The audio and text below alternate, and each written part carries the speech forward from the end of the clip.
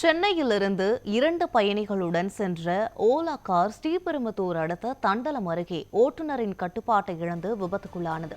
இதுகுறித்த கூடுதல் விவரங்களை நமது செய்தியாளர் பாலசுப்ரமணியம் வழங்க கேட்கலாம்.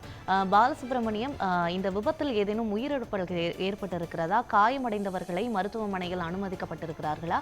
என்ன நடந்தது? முழுமையான விவரங்களை சொல்லுங்க. வணக்கம் யுவராணி.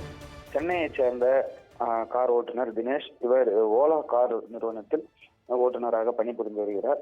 ஓலா ஆப் மூலம் சென்னையில் இருந்து ஸ்ரீபெரும்புத்தூரில் உள்ள கோயில் செல்வதற்காக 2 பேர் இந்த ஓலா காரில் புக் பண்ணி ஸ்ரீபெரும்புத்தூர் வந்திருந்தனர். அப்போது காரானது ஸ்ரீபெரும்புத்தூர் வந்து சென்னை பெங்களூர் தேசிய நெடுஞ்சாலையில் தண்டலம் பகுதியில் வந்து கொண்டிருந்த போது ஓட்டுநரின் கட்டுப்பாட்டை இழந்த கார் சாலையின் ஓரத்தில் உள்ள தடுப்பில் மோதி தடுப்பின் மேல் ஏறி காரின் முன்பக்கம் முழுவதுமாக உடைந்து விபத்துக்குள்ளானது. இதனால் காரின் முன்பக்கம் முழுவதுமாக தடுப்பில் ஏறி நின்றதால் கார் ஓட்டுநரின் வலது கால் உடைந்த நிலையில் காரின் உள்ளேயே சிக்கிக் கொண்டிருந்தார். பின்பக்கம் இருந்த இருவர் லேசான காயங்களுடன் மீட்கப்பட்டு ஸ்ரீபெரும்புத்தூர் அரசு மருத்துவமனையில் சிகிச்சைக்காக அனுமதிக்கப்பட்டுள்ளனர்.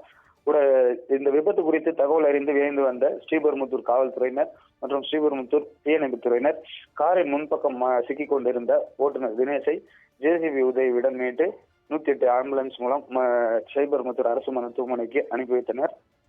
அதிகாலையில் சென்னை பெங்களூர் தேசிய நெடுஞ்சாலையில் கார் ஒன்று சாலை தடுப்பின் மீது மோதி விபத்துக்குள்ளானதில் ஓட்டுநர் காருக்குள்ளே சிக்கிக் கொண்ட சம்பவம் அந்த பகுதியில் சிறிது நேரம் பரபரப்பை ஏற்படுத்தியது. யுவராணி, இந்த விபத்து தொடர்பான முழு தகவல்களையும் காட்சிகளையும் வழங்கியமைக்கு நன்றி பாலசுப்ரமணியன்.